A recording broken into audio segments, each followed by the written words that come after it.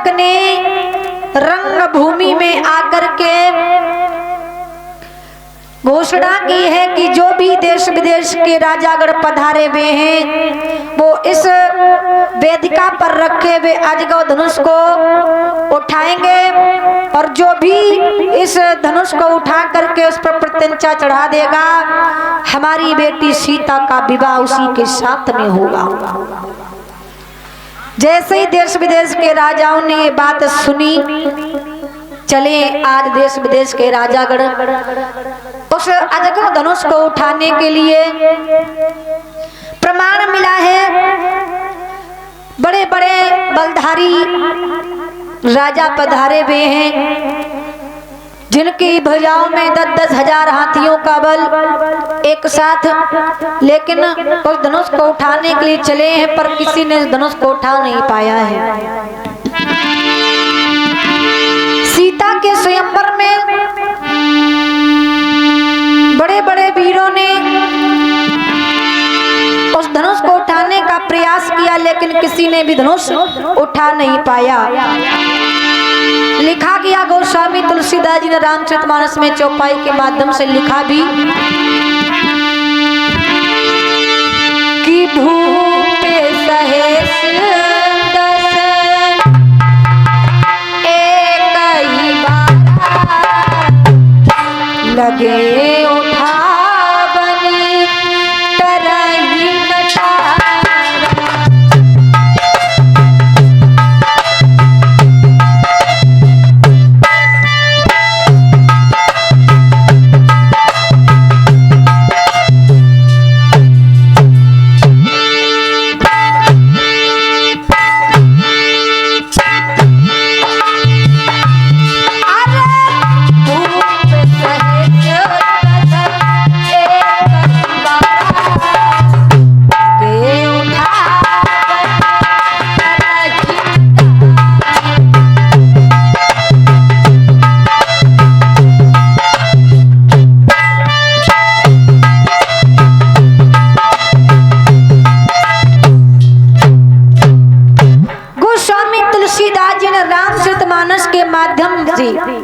चौपाई के माध्यम से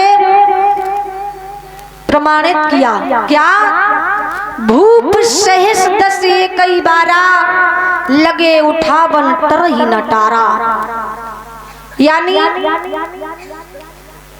10-10 हजार राजा, भूप माने राजा, सहस माने हजार, 10 माने 10 हजार राजा मिलकर के उस धनुष को उठाने का प्रयास कर रहे हैं लेकिन वो धनुष तिल भर भी जमीन से नहीं हिल रहा है। अब एक बात बताओ भक्तों,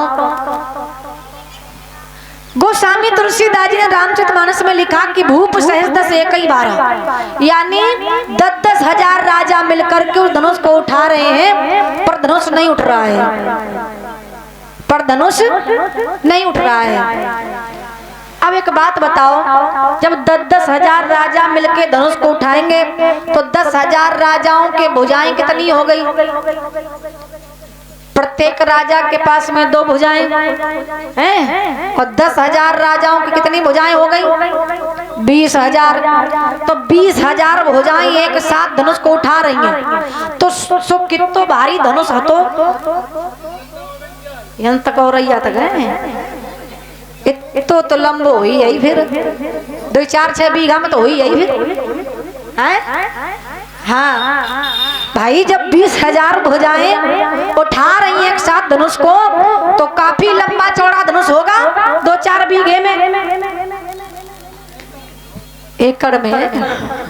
हाँ भाइयों बंधुओं माताओं बहनों, इस चौपाई का अर्थ ही दूसरा है। भूप सहस दस एक कई बारा लगे उठावन तरई नटारा। देखिए प्रमाण मिला है देखिए, हाँ यह बात तो बिल्कुल सही कही। अगर कहूँ मान लो 10 हजार राजा मिलके धनुष उठाए रहे थे और धोखे में कहूँ धनुष उठ ही जातो अगर कहूँ धनुष उठ जातो फिर क्या हो तो सीता किने दी जाती थोड़ी थोड़ी, ढोलक मास्टर कह रहे थोड़ी थोड़ी। अरे कोई वस्तु थोड़ी ना थी कोई। देखिए प्रमाण मिला है कि सहस्त्रा बाहु जी जैसे बलशाली, जिनके भुजाओं में 10-10 हजार भुजाओं का बल, 20-20 हजार भुजाओं का बल एक साथ रखने वाले सहस्त्रा बाहु जी जैसे बलशाली उस धनुष को उठाने का प्रयास कर रहे थे। फिर भी वो धनुष उठाने की तो बात दूर, तिल भर भी जमीन से हिल नहीं रहा था। इधर सारे देश विदेश के राजाओं ने धनुष को उठाने का प्रयास किया, पर धनुष नहीं उठा। जब धनुष नहीं उठा मेरे भक्तों, आज उसी समय राजा जनक ने देखा हमारी बेटी सीता, जिसके लिए मैंने ये स्वयंवर रचा, मैंने इतनी बड़ी प्रतिज्ञा की कि जो भी धनुष को उठाएगा उसी के साथ में सीता का विवाह होगा, लेकिन यहाँ तो धनुष किसी ने भी नहीं उठा पाया। राजा जनक विचार करने लगे, दीप दीप के भूपत नाना, आए सुन जो हम पर ठाना। अरे देश विदेश के राजागण यहाँ पर आए हमारे प्रण को सुन करके, लेकिन कयऊ का हुए लाभ न भावा, काऊ न शंकर चाप चढ़ावा। किसी ने भी ये लाभ नहीं उठा पाया, किसी ने भी भोलेनाथ के धनुष पर चाप नहीं चढ़ा पाया। रयऊ चढ़ाऊ तोरब भाई, तिल भर भूमि ना सके छड़ाई। अरे उठाने की बात दूर, धनुष को तोड़ने की बात दूर, तिल भर भी जमीन से हिला तक नहीं पाए। आज राजा जनक विचार करने लगे, व्यर्थ में मैंने इतनी बड़ी प्रतिज्ञा कर डाली, बेटी सीता का स्वयंवर रच डाला। मुझे तो पता ही नहीं था कि हमारी बेटी सीता के स्वयंवर में कोई धनुष उठा ही नहीं पाएगा। उसी समय राजा जनक के आंखों में आंसू आ गए और विचार किया कि आज हमारे प्रण के कारण, हमारी प्रतिज्ञा के कारण आज हमारी बेटी सीता कुंवारी रह जाएगी, लगता है कुंवारी रह जाएगी। राजा जनक विचार करने लगे, क्या कि कुंवारी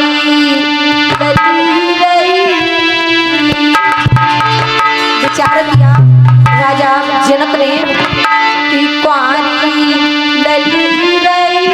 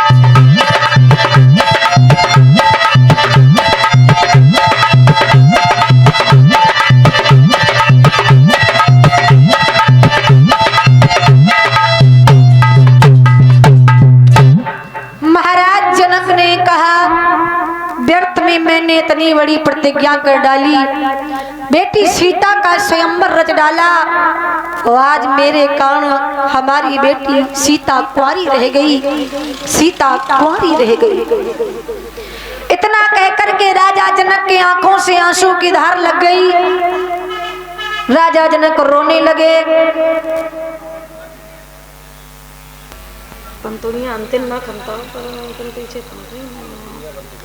मेरे भक्तों, आज इधर राजा जनक जब आंखों से अश्रु बहाने लगे, उसी समय मेरे भक्तों सीता जी ने जैसे ही राजा जनक की आंखों में आंसू देखे तो सीता जी उदास होकर के विचार करने लगी कि हमारे कारण आज हमारे पिताजी की आंखों में आंसू, यदि आज मैं ना होती तो मेरे पिता की आंखों में आंसू ना आते।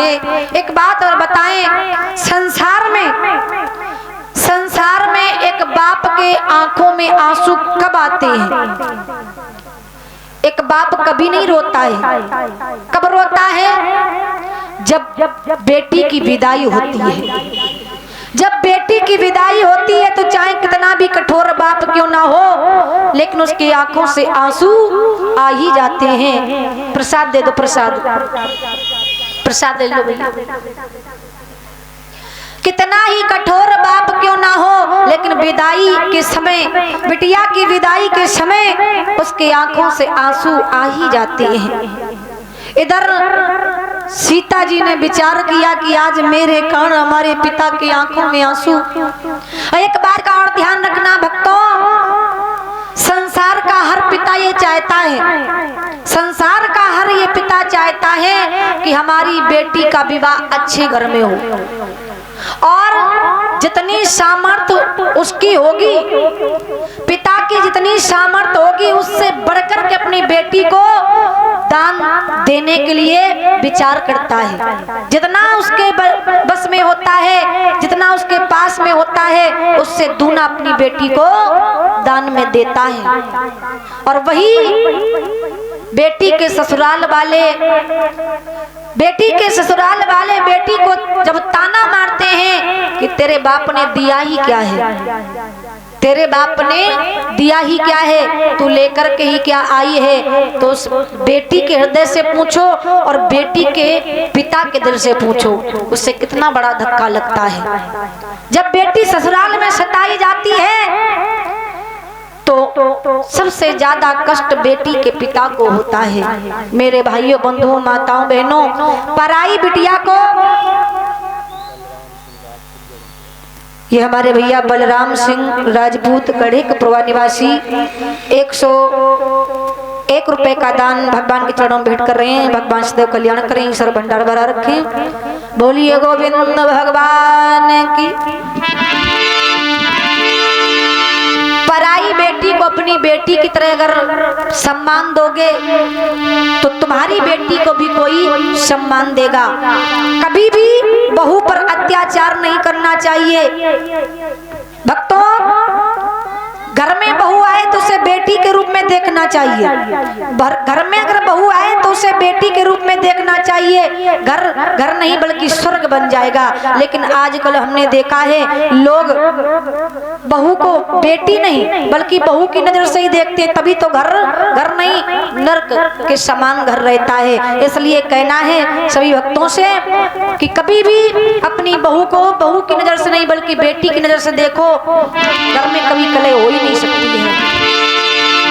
आज सीता जी के चेहरे पर उदासी, सीता जी की आंखों में आंसू आ गए तो राजा जनक सीता जी के आंखों में आंसू देख करके उसी समय क्रोध आ गया और क्रोध में बोले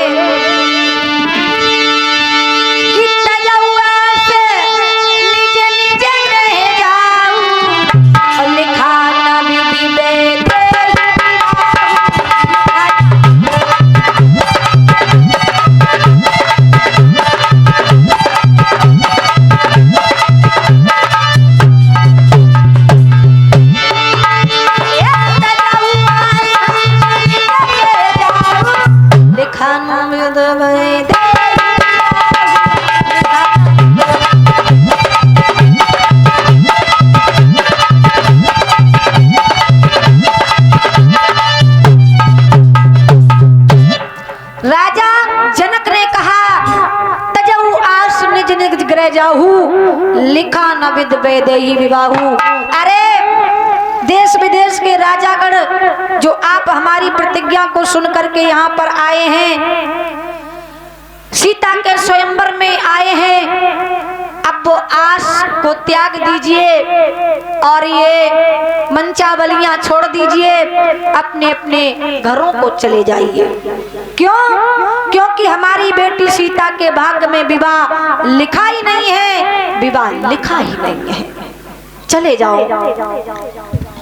आज राजा जनक ने जैसे ही ये शब्द कहे, सभा में बैठे हुए, उस रंग भूमि में बैठे हुए देश विदेश के राजागण शांत मौन हो गए।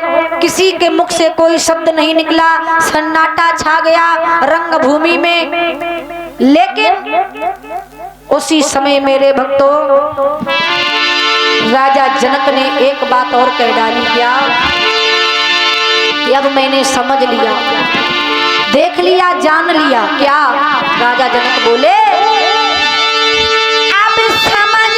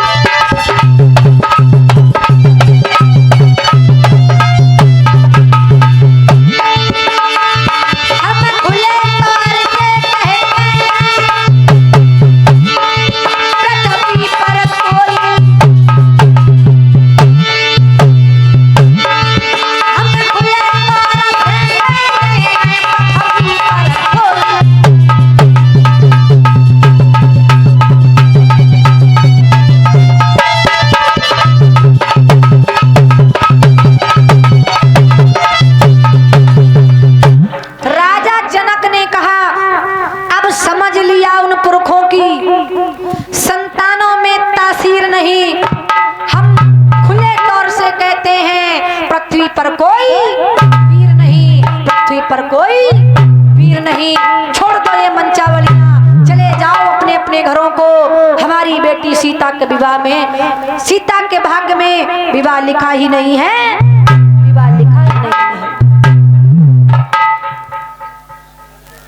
जो ही राजा जनक ने इतने बड़े शब्द कहे कि अब समझ लिया उन पुरखों की संतानों में तासीर नहीं, हम खुले तौर से कहते हैं पृथ्वी पर कोई वीर नहीं। उसी समय सारी रंगभूमि में बैठे हुए राजागण मौन रह गए, शांत हो गए, पर लक्ष्मण जी शांत नहीं रह पाए। लिखा गोस्वामी तुलसीदास जी ने, माखे लखन कुटिल भई भौहे, रद पद फरकत नयन रिसोहे। लक्ष्मण जी को क्रोध आ गया, आंखें लाल लाल करके लक्ष्मण जी आगे बढ़े और बोले, ऐ राजा जनक, ऐ विदेहराज, क्या कह रहे हो? क्या कहा तुमने? पुरखों की संतानों में तासीर नहीं। क्या कहा जनक? पृथ्वी पर कोई वीर नहीं।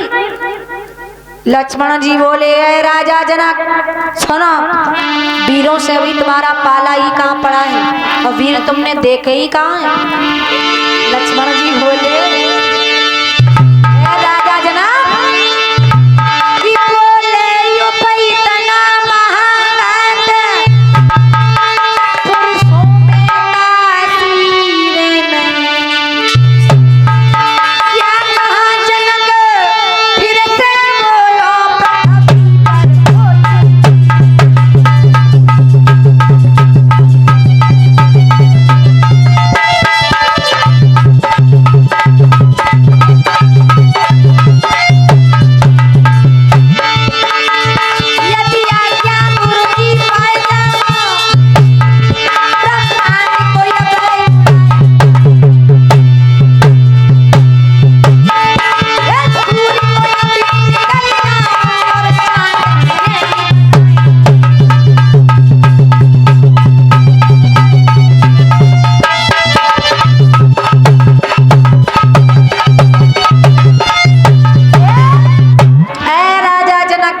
तुमने?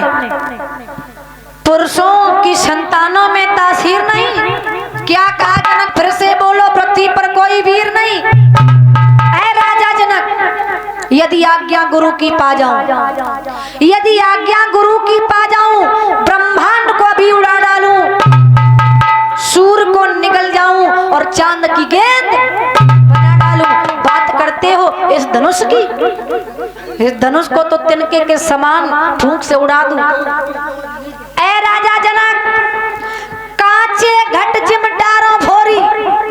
गोस्वामी तुलसीदास जी लिख रहे हैं रामचरितमानस में। लक्ष्मण जी ने कहा, कांचे घट जिमडारों फोरी, सकऊं मेरु मूलक जिम तोरी। अरे महाराज, जिस प्रकार से कच्चे घड़े, कच्चे मिट्टी के घड़े फोड़े जाते, उसी प्रकार से इस धनुष को तोड़ मरोड़ के फेंक दूं। बात करते हो क्षत्रियों की, बात करते हो योद्धाओं की, वीरों की। अरे महाराज जनक, बोले लक्ष्मण जी, अरे महाराज जनक, सच्चे क्षत्रिय सच्चे योद्धा। है राजा जनक, सच्चे क्षत्रिय सच्चे योद्धा अपमान नहीं सह सकते हैं, और जिनको सुनने का चाव नहीं वो चुप कैसे रह सकते हैं, वो चुप कैसे रह सकते हैं। ऐ राजा जनक, जो सच्चा क्षत्रिय होगा, सच्चा योद्धा होगा, वो कभी शांत नहीं रह पाएगा, अपमान नहीं सहेगा। और एक बात सुन लीजिए, और एक बात सुन लीजिए राजा जनक, भैया राम के होते हुए, ऐ राजा जनक, भैया राम के होते हुए ये अनुचित वाणी कह डाली है, ये शब्द हृदय को चुभते हैं। पृथ्वी वीरों से खाली है, पृथ्वी वीरों से खाली है। ऐ राजा जनक, अभी हमारे भैया राम बैठे हुए हैं और उनके होते हुए आपने इतनी बड़ी बात कह डाली कि पृथ्वी वीरों से खाली है। उसी समय मेरे भक्तों, जैसे ही लक्ष्मण जी ने इतने शब्द कहे तो भैया राम ने लक्ष्मण की ओर इशारा किया, लक्ष्मण शांत हो जाओ, तुम्हें बोलने की आवश्यकता नहीं है, क्योंकि अभी हमारे गुरुदेव बैठे हुए हैं, अभी हमारे गुरुदेव बैठे हुए हैं, तुम्हें बोलने की कोई आवश्यकता नहीं है। जब गुरु बैठे हुए हैं तो तुम क्यों बोल रहे हो, चलो शांत होकर के बैठ जाओ अपने स्थान पे। लक्ष्मण जी ने राम जी की आज्ञा पाई तो भैया की आज्ञा को उल्लंघन नहीं कर पाए। आज जनक जी की ओर आंखें लाल लाल करते हुए और अपने आसन पर आकर के बैठ गए। इधर मेरे भक्तों, उसी समय महाराज रंगभूमि में सारे देश विदेश के राजागण चुपचाप बैठे हुए हैं, और इधर महाराज विश्वामित्र जी ने राम जी की ओर इशारा किया है। बोलिए गोविंद भगवान। गोस्वामी तुलसीदास जी ने रामचरितमानस में चौपाई के माध्यम से बताया है, विश्वामित्र जी ने सुंदर अवसर जान करके भगवान राम की ओर इशारा किया है। बोले हैं, गोस्वामी तुलसीदास जी लिख रहे हैं, विश्वामित्र समय शुभ जानी, बोले अति स्नेह में बानी। आज शुभ समय जान करके विश्वामित्र जी ने राम जी की ओर इशारा किया। बोले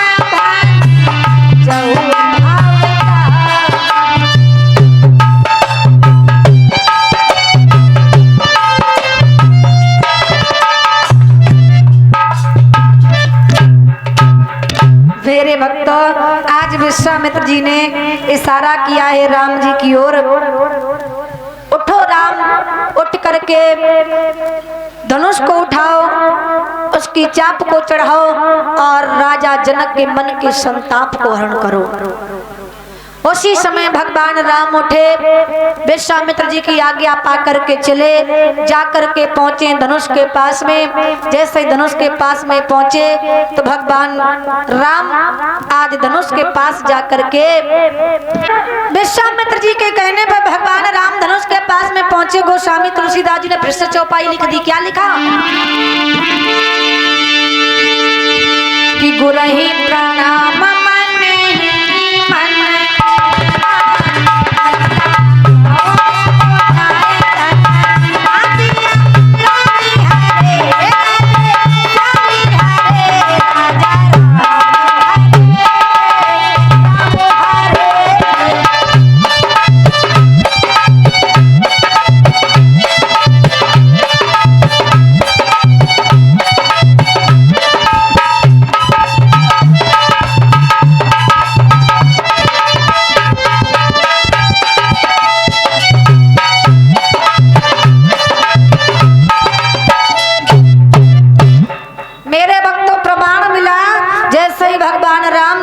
पास में जाकर के पहुंचे तो गोस्वामी तुलसीदास जी ने चौपाई लिख दी। क्या गुरहि प्रणाम मन ही मन कीना, अति लांघ उठाए धनुलीना।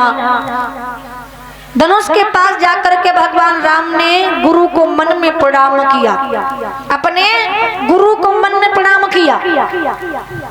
एक बात बताओ, चौपाई पे शंका, अगर कोई व्यक्ति सामने बैठा हो तो उसे सामने से प्रणाम कर लिया जाए, सामने उसके पैर छू लिए जाएं, तो क्या उसमें कोई दिक्कत हो जाएगी?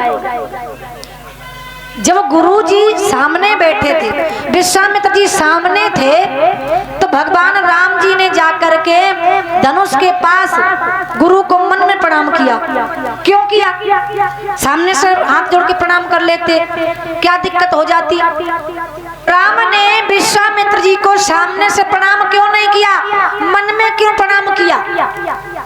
तो प्रमाण मिला है, भगवान राम जिस समय अपने आसन से उठे थे उसी समय भगवान राम ने अपने गुरु विश्वामित्र जी को प्रणाम कर लिया था। इसके बाद धनुष के पास में गए थे। तो जब ये अपने आसन से उठे उसी समय विश्वामित्र जी को प्रणाम किया, तो ये चौपाई बाद में क्यों लिखी गई जब वो धनुष के पास में पहुंच गए? गुरहि प्रणाम मन ही मन कीना, अति लांघ उठाए धनुलीना। तो इसका मतलब जब धनुष के पास में पहुंचे राम जी, तो राम जी ने विचार किया कि धनुष उठाने से पहले गुरु को फिर से प्रणाम कर लिया जाए। क्यों? क्या राम जी डरते थे कि धनुष हमसे नहीं उठेगा? क्या बात थी जो राम जी ने धनुष के पास जाकर के गुरु को मन में प्रणाम किया? तो प्रमाण मिला है कि विश्वामित्र जी को तो राम जी ने पहले ही प्रणाम कर लिया, लेकिन जब धनुष के पास में पहुंचे, धनुष उठाने से पहले राम जी को अपने कुल गुरु वशिष्ठ जी की याद आ गई। कुल गुरु वशिष्ठ जी की याद आ गई, जो वो वहां पर नहीं थे। और जब कोई व्यक्ति सामने ना हो तो उसे मन में याद कर लिया जा सकता है। तो राम जी ने देखा हमारे कुल गुरु तो रह ही गए और धनुष हम उठाने जा रहे हैं, तो पहले कुल गुरु जी को प्रणाम कर ले, इसके बाद धनुष को उठाएं। तो उसी समय जैसे कुल गुरु को याद किया, वशिष्ठ जी को याद किया, उसी समय चौपाई लिख दी गोस्वामी तुलसीदास जी ने। गुरहि प्रणाम मन ही मन कीन्हा, अति लांघ उठाए धनु लीन्हा। आज धनुष को फूल की माला के समान उठाया भगवान राम ने, और जैसे ही उस पर प्रत्यंचा चढ़ाई, क्या हुआ?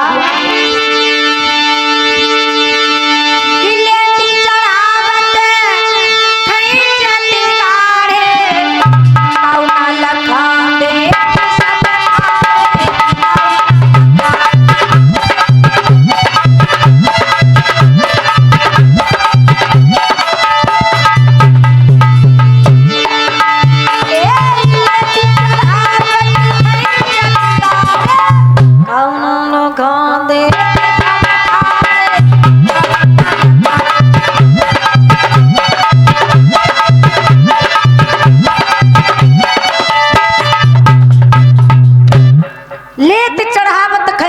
चढ़ाढ़े काऊ ना लखा देख सब ठाड़े। मेरे भक्तों इस चौपाई के कई अर्थ हैं, लेकिन समय का अभाव है भक्तों।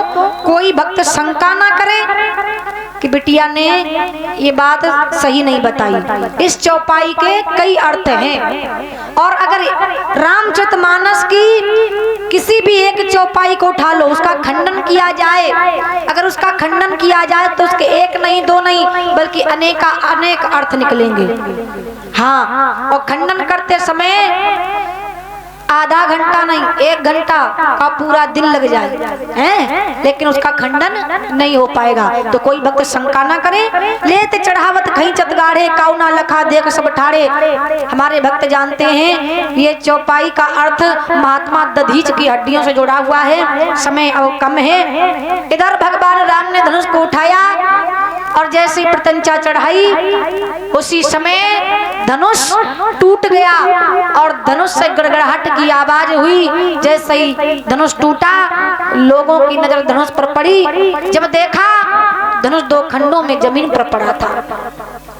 प्रमाण मिला भगवान राम ने कब धनुष को उठाया, कब उस पर प्रत्यंचा चढ़ाई और कब धनुष टूट गया, किसी ने नहीं जान पाया, ना किसी ने देख पाया। जब देखा तो धनुष 2 खंडों में जमीन पर पड़ा था। उसी समय मेरे भक्तों आज तालियों की आवाज गूंजी। बोलिए राजा रामचंद्र की, बोलिए लखन लाल की, बोलिए सच्चे दरबार की।